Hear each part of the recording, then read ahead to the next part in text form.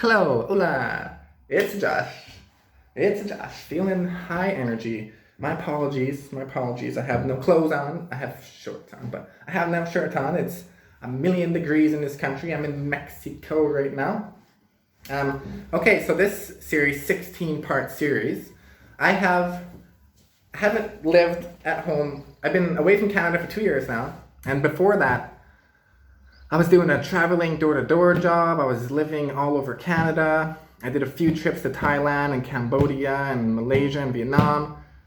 I've had dozens of roommates, so I've been blessed and fortunate to have had many best friends, like really seriously close friends. It's a gift of many INFJs to be able to build close relationships with a lot of people. So actually, I did the math. I went through all my old friends, and I have been best friends, I've been close friends, roommates with all 16 personality types. So then in this series, I'm going to talk about how it is for an INFJ to be in a relationship or really good friends with all the types. So the first type, ISFP. ISFP. So this man, beautiful man, I met him in 2015. I was very shy, very insecure, I felt very inferior to a lot of people. And when I met this ISFP, he was big, he's 6'2", like 200 some pounds, and he was just so sure of himself, so confident. That's the introverted feeling. He knew what he liked, he knew himself. Of course, when I first met him, right away he liked me too. He took me under his wing. I moved in with him. And I really, really liked him. I was infatuated by him, to be honest.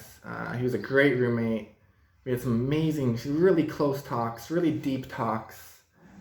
He blew my mind a few times with how eloquent he was and how he could paint such a nice picture of what he was trying to convey, talking about just feelings, talking about life. It was such a hard job, door-knocking job, and such a hard job for two introverts. And so there was many times where we're supposed to be working, but we just meet up and have these amazing talks, smoke a joint. And so the first 5 months, amazing. I really loved him. Amazing memories. And then fast forward a year, I moved to British Columbia from Alberta, and he needed a roommate. Well, he didn't need one, but he wanted to save some money. So it was only a 1-bedroom, tiny place in Chilliwack. Tiny place, right? So I moved in with him. Cheap rent. I think we were both just paying like $200 or $300 a month. I slept on the couch. It was like a half couch that my feet would hang off of with a beam, a bar in the middle. My friend came once and slept on it. He just couldn't believe. He couldn't believe I was sleeping on that for like 2-3 months. He just was in awe. And the only reason I was able to is because me and this ISFP were just smoking so much weed all the time. It's such cheap weed in British Columbia. And so I just get so high all day and then just pass out. And so it didn't matter where I was sleeping. So I moved in with him. It was awesome at first. I was on unemployment insurance, so I was collecting $900 every 2 weeks. And he was going and clipping weed back before it was legal. Clipping weed and making like $250 cash per day. So he was making good money. And things are good. I would drive him to work every morning, pick him up every 20, 30 minutes, pick him up every day. And then I just played Borderlands 2 and got high all day. Some weed, tobacco in the bong. We call it a popper in Canada. Weed, tobacco hits all day. Amazing. I had a great time playing Borderlands 2. Good memories. And then sometimes I'd get really high and I'd clean the whole house. I'd rub the floors, it'd be spotless, and my friend would come home and he'd be so grateful. And it was amazing.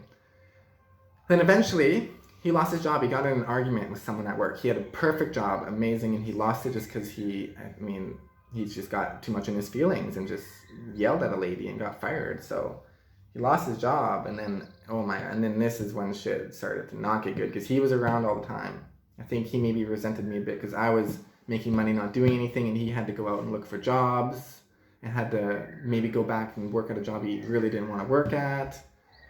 And then there was a couple times and I was it was a small place. I was always up in his business because I didn't go out. I didn't like to do things. I was just getting high all day, and Sometimes he'd come back and I'd be playing Borderlands when he left and playing Borderlands when he got back. He'd be like, what the fuck, this is all you've done all day? And, oh no, my roommate, I apologize. He's really loud. He's very loud. I don't know what type he is, but he just always have to have music playing as loud as he can. Okay. Fuck. Where was I? Okay. So, and then sometimes I'd be out in my car and he'd text me at like 7 p.m., 8 p.m. saying, hey man, if you can find somewhere else to sleep tonight, that'd be awesome. I'd like to have the place. And one time I listened to him and went and slept on my other friend's couch, who has 2 kids, terrible. And then he did it again. He's like, man, can I just have the place to myself again? It's like, dude, like, no, I don't really know anyone. I'm not gonna, it's cold out. I'm not sleeping in my car. Like, so I just went home anyway. It was weird, awkward. And then I felt like I was always on edge. So ISFPs, they can get in their feelings. They can really, really get in their feelings. And I can too, but INFJs can too, but I don't really take it out on other people. Like I want to keep the peace and remain harmonious, but that is not the case for an unhealthy ISFP. It turns out, yeah, he had his problems, of course. Who doesn't? And so I was always scared to do anything. I was always on edge. I was walking on thin ice. I didn't want to upset him. I didn't want to cause anything. It got pretty bad. So then I did something which, in hindsight, was kind of a dick move, but my parents drove 11 hours to BC while he was gone somewhere for the day, and we packed up all my shit, put it in my mom's car, and I moved out without even telling him. He had no clue. He just came back and I was gone. I completely door slammed him. I'm sure I sent him a message after I moved out, but yeah, so I door slammed him straight up, and I didn't think much of it at the time because I was going through lots myself, and I don't hold grudges. I forgive very easily, but I guess ISFPs, if you really offend them, introverted feeling, those guys can get offended pretty hard, and I went back to Vancouver 2 years later, and he still wasn't happy with me. He was really resenting me for a long time, holding that in him. So I hope I plan one day to see him again. I'm sure he'll be fine. But that's it. So overall, it was a great friendship. I really like ISFPs. I met one just a few days ago, past the week, on the weekend. Mexican ISFP. He looked like Dominique Fike, if you know that artist. Shaved blonde hair and the nose ring. He was super cool. We had a really good time. So I really like ISFPs.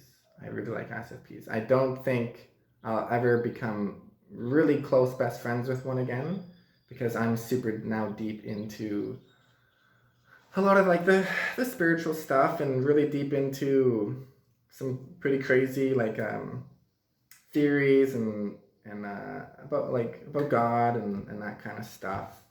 So that's basically all I like to discuss with people. I only like to be around people who are striving to become the best version of themselves and become extremely successful and following their passions, and are meditating and doing all that kind of stuff. And I'm sure obviously there's going to be some ISFPs out there like that, but it's usually not their biggest interests. Myers-Briggs, that kind of stuff.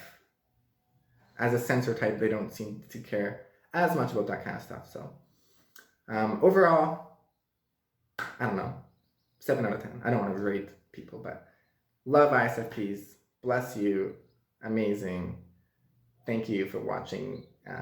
Peace out. Part 1 of 16 done. Much love. Take care of yourselves, guys. Thank you.